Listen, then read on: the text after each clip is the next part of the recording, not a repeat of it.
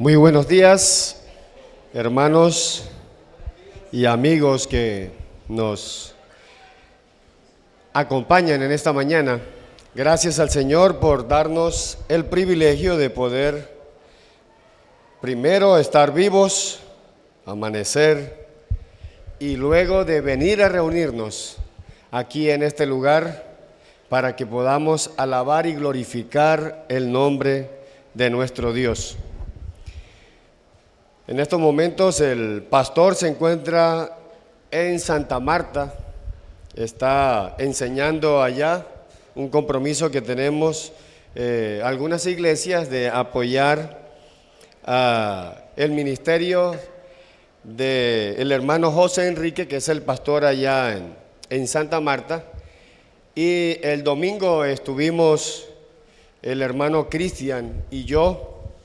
Les mandan muchos saludos agradecidos primeramente con el Señor porque fuimos precisamente a la inauguración del lote que compraron y la casa que está allí mismo, y lo que lograron edificar hasta el momento y están muy agradecidos con el Señor por el aporte que con mi iglesia estamos haciendo. Vamos a tener una lectura en la primera carta del apóstol Pedro, capítulo 4, versículos del 1 al 11. Vamos a desarrollar esta enseñanza. Le coloqué por título: Sufrir por servir a otros es para la gloria de Dios. Como creyentes, cada uno de nosotros, los que hemos nacido de nuevo, normalmente pasamos de ser hijos del diablo a ser hijos de Dios, y pareciera que no hubiese hecho Dios un cambio en nuestra vida, que no se hubiese dado un nuevo nacimiento, porque seguimos igual, excepto de ser visitantes a la iglesia, a cada servicio de pronto que se presenta en la iglesia local donde está asistiendo. Y se nos olvida que nosotros debemos imitar a nuestro Señor Jesucristo de ser un servidor a los demás. Vamos a leer en estos 11 versículos. Pues, capítulo 4, primera carta del apóstol Pedro, capítulo 4, versículo 1 al 11. Acompáñenme, por favor, leyendo. Puesto que Cristo ha padecido por nosotros en la carne, vosotros también armaos del mismo pensamiento. Pues quien ha padecido en la carne terminó con el pecado, para no vivir el tiempo que resta en la carne conforme a las concupiscencias de los hombres, sino conforme a la voluntad de Dios.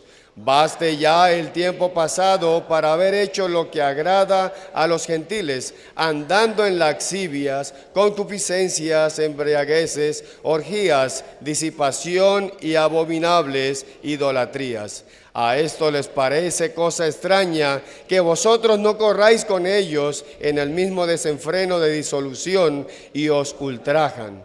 Pero ellos darán cuenta al que está preparado para juzgar a los vivos y a los muertos. Porque por esto también ha sido predicado el evangelio a los muertos, para que sean juzgados en carne según los hombres, pero vivan en espíritu según Dios. Mas el fin de todas las cosas se acerca. Sed pues sobrios y velad en oración, y ante todo tened entre vosotros ferviente amor, porque el amor cubrirá multitud de pecados. Hospedaos los unos a los otros sin murmuraciones.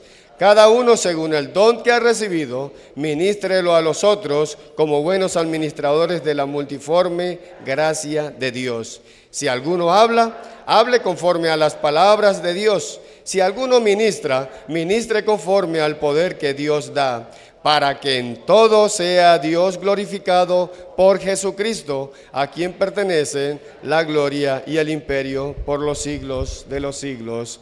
Amén. Esto es lo que vamos a mirar en esta mañana. A manera de introducción, y creo que también sirva como conclusión, la persona que reconoce a Cristo como Señor y Salvador de su vida, habiéndose arrepentido de sus pecados previamente, es llamado creyente o es llamado cristiano, un seguidor de Cristo. Eso es lo que es un cristiano, lo que es un creyente, un seguidor de Cristo que debe reconocer la posición que en el momento posee con sus muchos privilegios, pero también responsabilidades de vivir para el agrado de su Señor, no para el agrado de sí mismo, sino para el agrado de su Señor, sirviendo a los demás siervos como Él. Aquí hay algunos de esos, tanto privilegios como responsabilidades. Quiero que alguien pueda leer, o varios si quieren, esos 10 puntos que están allí, por favor.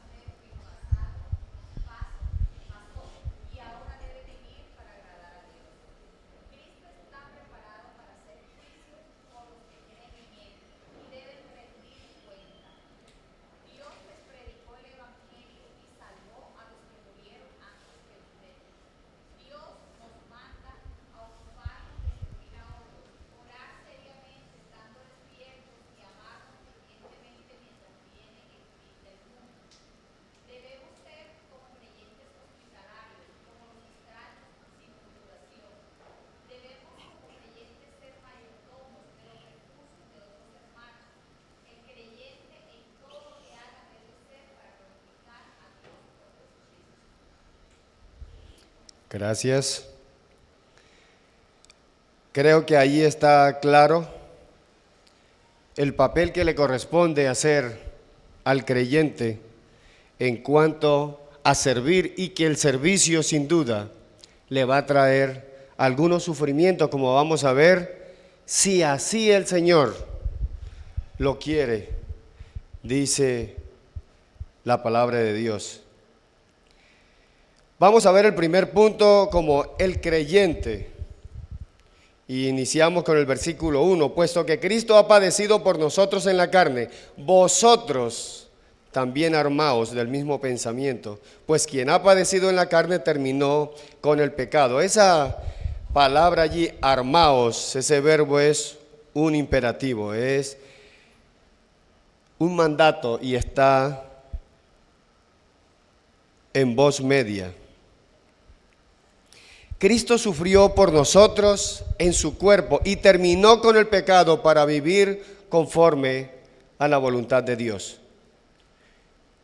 Amigo que está aquí escuchando en esta mañana, recuerde que Cristo sufrió en su propio cuerpo, siendo Dios, por usted, porque usted fue el que pecó, igual que yo, igual que cada uno de los que estamos aquí. Cristo sufrió por nosotros en su cuerpo y terminó con el pecado. Y el propósito que presenta allí el versículo es para vivir conforme a la voluntad de Dios. Terminó con el pecado es cesar, parar, es decir, retraerse, desistir, llegar a un fin. Ha padecido tiene que ver con experimentar una sensación, por lo general, dolorosa. Miren lo que dice en la misma carta de Pedro, capítulo 3, versículo 18. Primera de Pedro 3, 18. Cristo sufrió por nuestros pecados una sola vez y para siempre. El justo por los injustos. A pesar de esa imputación que se le dio a Cristo de los pecados de la humanidad. Él nunca pecó, pero en cambio sí murió por los pecadores para llevarlos a salvo con Dios. Cristo sufrió la muerte física, pero volvió a la vida en espíritu. Por ejemplo, en Juan capítulo 10, versículos 17 y 18, Cristo dijo que yo pongo mi vida para volverla a tomar. Nadie me la quita, dice. Tengo poder para ponerla y tengo poder para volverla a tomar. Cristo sufre la muerte física, pero Él vuelve a la vida en espíritu. El creyente que sufre físicamente por Cristo da muestra de haber roto o abandonado el control del pecado en su vida. Mire todo lo que está diciendo este versículo.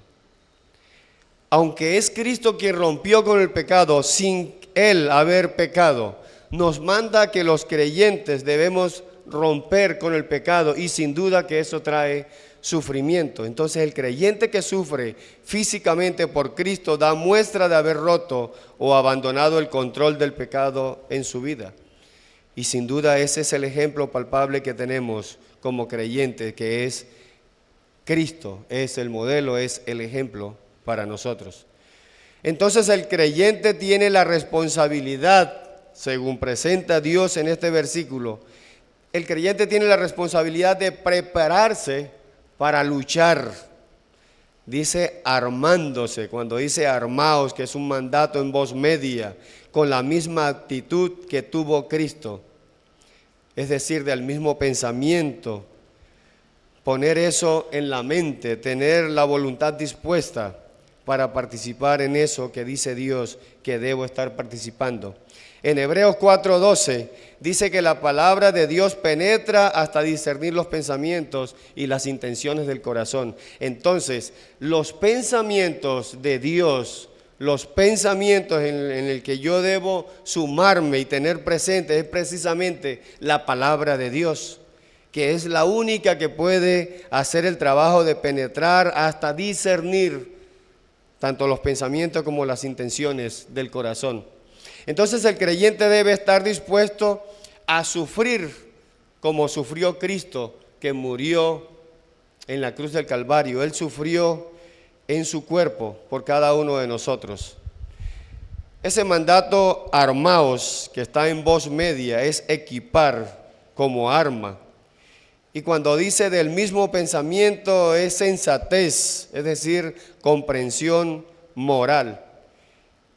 Y si vemos en el capítulo 3, versículo 17 de esta carta de primera de Pedro, Dios nos enseña que para nosotros los creyentes es mejor sufrir por hacer el bien, si eso es lo que Dios quiere, que sufrir por hacer el mal. Es mejor sufrir por hacer el bien si así Dios lo quiere. Esto no quiere decir que es una regla, que si usted hace el bien tiene que sufrir por eso. No. Pero si usted sufre por hacer el bien, si así el Señor lo quiere, y que sin duda es un agrado tanto para Él como para nosotros, entonces padecemos, sufrimos, pero eso es mejor que llegar a padecer por hacer el mal. En Lucas 22:42, el mismo Cristo dijo: Padre, si quieres, pasa de mí esta copa, pero no se haga mi voluntad, sino la tuya.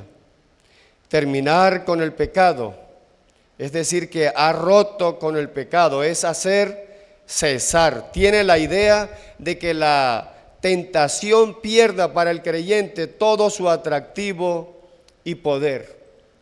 No quiere decir que no peque más, porque por razón de tener la naturaleza pecaminosa vamos a continuar pecando, porque la carne es débil. Pero usted tiene que hacer o dejar que haga Dios un trabajo en su vida, porque el mandato está en voz media. Dejando que Dios haga un trabajo en su vida para que usted voy a decirlo de esta manera, peque menos, para que el pecado no sea tan atractivo, aunque lo es, y usted no caiga rendido a eso, a ese deseo, como vamos a ver ahora, de la concupiscencia, para caer, para fracasar. Versículo 2, para no vivir el tiempo que resta en la carne conforme a las concupiscencias de los hombres, sino conforme a la voluntad de Dios. El creyente debe llegar a un fin con el pecado, es decir, hacer una ruptura con el pecado para no vivir en la carne el tiempo que le queda en esta tierra.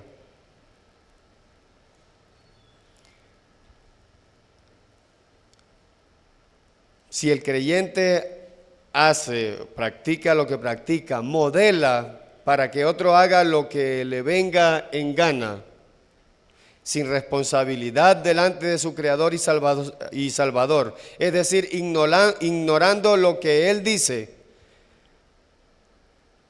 cuando dice, a fin de que no viváis.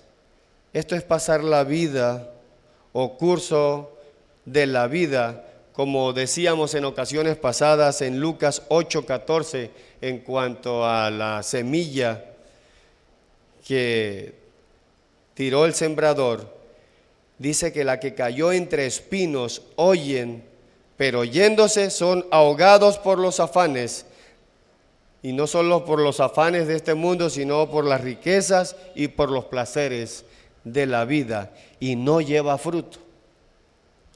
Un creyente que pasa el resto de la vida sin prestar atención de la posición que Dios le ha dado, de vivir una vida en la que no sea el pecado el que esté allí siempre presente, sino que pueda, por el poder de Dios, a través de la lectura de la palabra de Dios y del obrar del Espíritu Santo en su vida, apartarse de muchos pecados, entonces puede llegar a ser uno de estos que presenta en Lucas 8:14, que precisamente se deja ahogar la palabra de Dios por las riquezas de este mundo, por los problemas que pueda tener y aún por los placeres de la vida. Significa entonces que no está dispuesto a sufrir por Cristo. Esto quiere decir que no está dispuesto a servirle a los hermanos, porque si no está dispuesto a servirle a Dios, menos va a estar dispuesto a servirle a los hermanos. Y sin duda que cuando uno le sirve a Dios es sirviéndole a los hermanos, pero servirle a Dios tiene que ver con una actitud de llegar a escuchar a Dios, oírle, prestarle atención y obedecer lo que Él dice en su palabra. Y siempre es para beneficio nuestro. Como punto 6 allí de esta primera parte, lo que van leyendo allí, la vida del creyente no debe ser conforme a sus propios deseos pecaminosos, es decir, satisfaciendo sus pasiones humanas, que es precisamente la concupiscencia, que es poner el corazón sobre, es decir, anhelar específicamente por lo prohibido. ¿Dónde coloca usted su corazón? ¿Sobre qué lo coloca? Tal vez sobre sus propios deseos, que es la concupiscencia.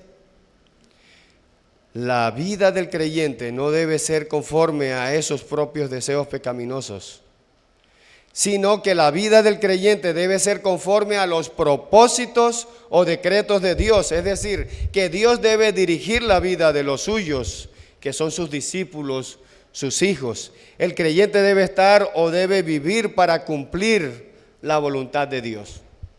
Ese es el papel que nos corresponde a nosotros, los creyentes, como hijos de Dios. Voluntad de Dios, específicamente propósito, decreto.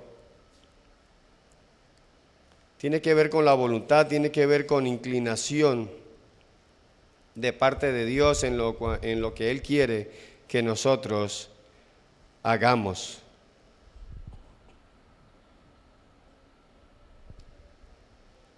Esto entonces, en cuanto al creyente, en el versículo 3, dice, baste ya el tiempo pasado para haber hecho lo que agrada a los gentiles, andando en laxivia, concupiscencia, embriagueces, orgías, disipación y abominables idolatrías. O sea que el tiempo del creyente que tuvo para agradar a los paganos, a los gentiles, como dice Pedro, hablándole a los judíos o a los impíos, hermanos, ese tiempo ya pasó y debe parar, porque ya acabó. Es decir, que en el pasado se hacían las cosas perversas que le gusta a los que no tienen a Dios en su corazón, y es suficiente. Es suficiente con ese tiempo, amigo que nos está escuchando en esta mañana, es suficiente el tiempo que usted le ha dedicado en su vida, tenga los años que tenga, de haber agradado al mundo, de haber agradado a Satanás, de haber agradado a su carne, de haber agradado precisamente a los amigos, familiares, conocidos que no conocen de Dios.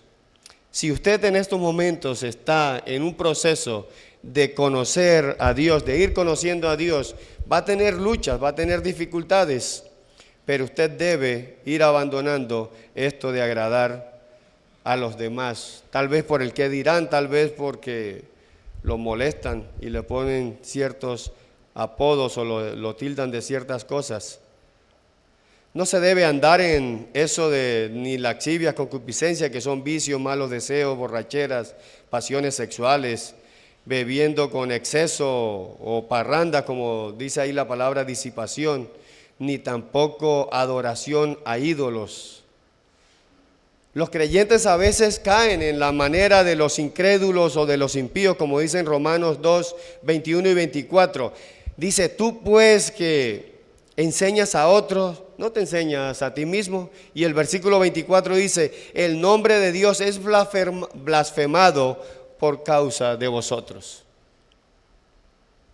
En ocasiones el creyente termina siendo obstáculo para otras personas que lleguen a entender algo, a captar algo de lo que Dios dice en su palabra, porque la vida de él no es una vida de modelo delante de Dios. Y sin duda muchos impíos se dan cuenta de eso, lo perciben. En Efesios 2, del 1 al 3, dice que en otro tiempo éramos muertos en nuestros delitos y pecados, y el versículo 3 dice, nosotros vivimos en otro tiempo en los deseos de nuestra carne, y éramos por naturaleza hijos de ira, lo mismo que los demás. Ahora no somos hijos de ira ni hijos del diablo, somos hijos de Dios. Cuidado con algunos que hasta el momento, y estoy hablando con creyentes, hasta el momento no se hayan arrepentido del arrastre de su conducta vieja de inmundicia en su vida, como dice 2 Corintios 12, 21. Quizá, dice el apóstol Pablo, o Dios a través del apóstol Pablo, quizá tenga que llorar por muchos de los que antes han pecado y no se han arrepentido. Creyentes que aún están arrastrando ese desfile de pecado en su vida, de inmundicia. En el creyente verdadero, el pecado es una carga que lo aflige y nunca un placer que lo deleita. Cuando usted peca, hermano, usted debe sentirse como sin valor, como nada, como que merece es la muerte, y sin duda eso es lo que merecemos. Pero Dios en su misericordia nos ha rescatado y nos ha regalado la salvación. Ahora hablemos en el versículo 4, el punto 2, del impío. Impío, la palabra impío es porque practica impiedad. Dice el versículo 4, a esto les parece cosa extraña que vosotros no corráis con ellos en el mismo desenfreno de disolución y os ultrajen. Les parece, dice a estos, o sea, a los paganos, los que no creen, les sorprende. Eso es como quedar atónitos, que los creyentes no corran en el mismo desbordamiento de inmoralidad que ellos andan. Desenfreno o disolución, por implicación libertinaje, se refiere a un estado de perversión en que la persona no piensa en nada más que hacer el mal. Por eso este tipo de personas ultrajan a los creyentes, los insultan, es decir, hablan mal de los creyentes.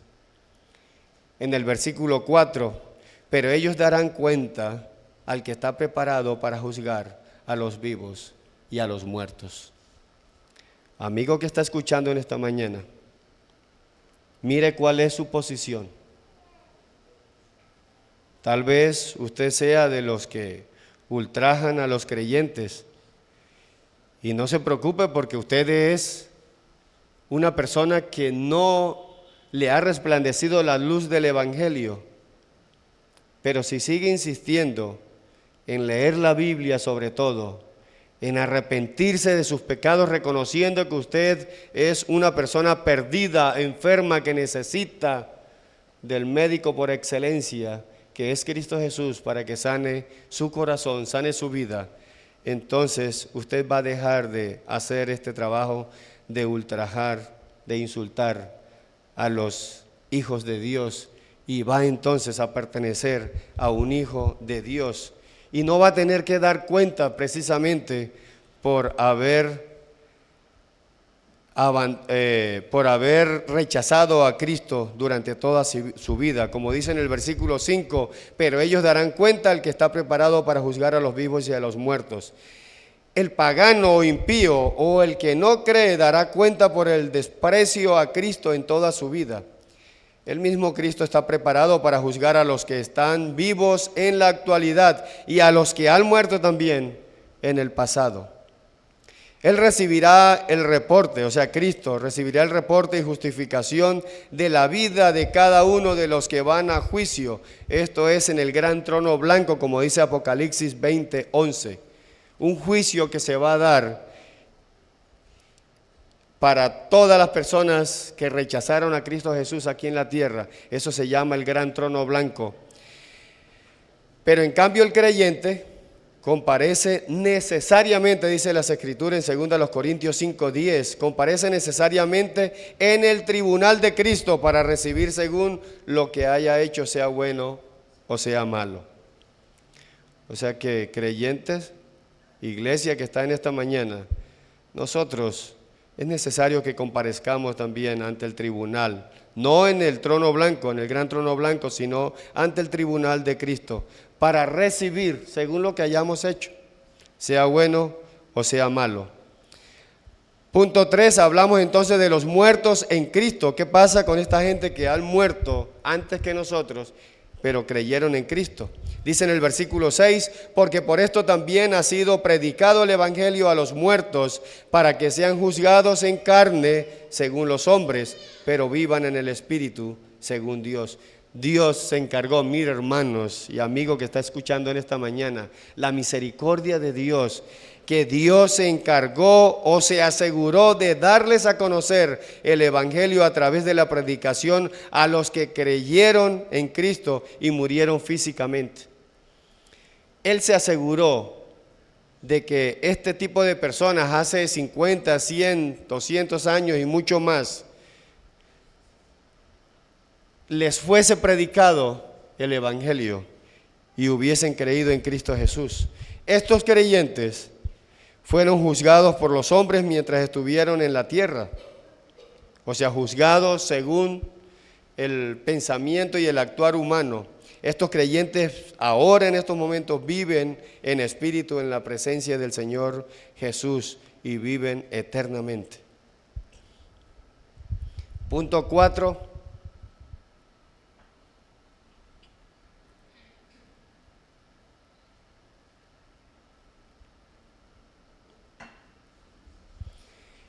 el fin de todas las cosas. No se preocupen, este es el último punto. El fin de todas las cosas se acerca. El fin del mundo se acerca. Versículo 7, más el fin de todas las cosas se acerca. Entonces le dice a los creyentes, sed pues, dos mandatos más, sobrios, y está en voz activa, y velad, otro mandato está en voz activa también, velad en oración. Como el fin de todas las cosas, el fin del mundo se acerca, entonces estamos mandados a ser sobrios y estamos mandados a velar en oración. Velar en oración. ¿Cuál debe ser entonces el actuar del creyente mientras llega el fin? Bueno, nos dice el versículo que el creyente debe mantenerse sensato. Esa es la palabra sobrios. Juicioso, sano, moderado, prudente. También dice que debe mantenerse vigilante, disciplinado, templado, con la mente despejada. Es decir, que el creyente debe dedicarse seriamente a la oración. El creyente debe dedicarse seriamente a la oración. ¿Cuál debe ser el actuar del creyente entonces mientras llega el fin? Si usted en estos momentos creyó en Cristo Jesús, no es para que continúe en una vida de afán, en una vida de qué pasará con esto, que el gobierno, que tantas cosas, sino qué es lo que Dios quiere que yo actúe. Incluso dice que con los que están en eminencia, llámese presidente, gobernador, ¿qué es lo que dice la palabra de Dios que debe hacer el creyente? Orar. ¿Y cuál es el propósito de orar? ¿Para qué? Para que vivamos quieta y reposadamente, no para que el gobierno cambie, no orar para que nos llegue plata o qué sé yo, nos abra el gobierno posibilidades, no, dice que para vivir quieta y reposadamente. Sobrios entonces, tener la mente cabal, es decir, sano, moderado, y velad, es abstenerse de vino, o sea, mantenerse sobrio, es decir, ser discreto. Versículo 8, ante todo tened entre vosotros ferviente amor, porque el amor cubrirá multitud de pecados. El creyente ante todo debe tener entre los otros creyentes un amor ferviente y constante. Es decir, que el creyente tiene que esforzarse a tener profundo amor unos con otros antes que cualquier cosa, teniendo esto como superior a lo anterior, es decir, la oración. Significa entonces que el creyente debe tener como superior el amar a su hermano antes que mantenerse sobrio y velando. No significa que no debe hacer lo anterior, significa que es mayor el que usted ame a su hermano. Y la razón que presenta este versículo es porque el amor perdona gran cantidad de pecados. Ferviente amor tiene que ver con estirarse o esforzarse. Como dice en Proverbios 10:12, dice el odio despierta rencillas, pero el amor cubrirá todas las faltas. No solamente entonces, hermanos, usted tiene que ser sobrio y velar en oración, sino que usted debe procurar hacer un esfuerzo más en cuanto a amar a su hermano. Versículo 9, otra cosa que debe hacer antes de que llegue el fin: hospedaos los unos a los otros sin murmuraciones. El creyente debe abrir las puertas de su hogar, es decir, usted debe ser hospedador u hospitalario con el que necesite un plato de comida o el que necesite un lugar donde dormir. El creyente debe hacer esto con alegría y sin murmurar, es decir, no a regañadientes. Y no estoy diciendo de que usted debe abrir la puerta de su hogar a todo el que llegue a su casa. No, estoy hablando entre creyentes. Estoy hablando dentro de la iglesia de Dios. El apóstol Pedro está escribiendo aquí bajo la dirección del Espíritu Santo en un proceso donde llegaban muchos a predicar allí y pasaban. Recuerden el asunto de misioneros y todo esto que se dio desde el tiempo de Cristo y antes eran por los profetas, pero este tipo de hermanos o estos hermanos estaban pendientes de ser hospitalarios, de hospedar a cualquier persona que pasaba por allí predicando el evangelio. Era un privilegio para ellos. El amor, dije que el creyente no solamente debe hospedar, debe ser hospitalario, sino que el creyente debe hacer esto con alegría y sin murmurar, es decir, no a regañadientes. Hospedaos, esta palabra griega significa amor a los extraños, es decir, que quiere a sus huéspedes, y de allí es donde decimos que es hospitalario. Murmuraciones es rezongo. Cuando usted rezonga mucho, cuando hace algo, o aún cuando esa persona le hace algo que no le agrada a usted, entonces, como decimos por allí, le saca los trapitos a la calle. Y tanto que yo lo ayudé, y tanto que yo hice por él. Hay versículos para eso también, cuando dice de que el que le hace bien al otro, que también le hace bien, pues eso lo hace cualquiera. Nosotros como creyentes debemos mirar lo que es el amor, que es algo muy práctico, no solo emocional. Como por ejemplo cuidar de los cristianos enfermos o de los necesitados. Eso es evidenciar, mostrar el amor hacia los demás creyentes. También como hacían en este caso estos hermanos en ese tiempo de cuando Pedro escribe la carta, que dice que ellos ofrecían la casa para los cultos de la iglesia. Versículo 10, cada uno según el don que ha recibido, ministrelo a los otros como buenos administradores de la multiforme gracia de Dios. El creyente ha sido dotado y capacitado para servir a otros mientras llega el fin. Y hemos hablado de que hay sufrimiento. Bueno, si, como dice el versículo 17, si así el Señor lo quiere. Dios le ha dado a cada creyente al menos un don espiritual de la variedad de ellos, que es lo que dice multiforme gracia de Dios. Dios lo ha dado a cada uno para usarlos en servirse los unos a los otros. Debe hacerlo como buenos administradores o mayordomos. Es decir, que cada creyente debe servir a los demás según lo que haya recibido. Don es dádiva divina, un regalo de Dios, algo que lo tenemos para beneficio de los demás creyentes. Y dice entonces que debemos ministrarlo. Dice ministro, lo que es ser servidor, servir domésticamente o como anfitrión. Y buenos administradores es un distribuidor de la casa, un administrador o supervisor. Un mayordomo es responsable por los recursos de otro.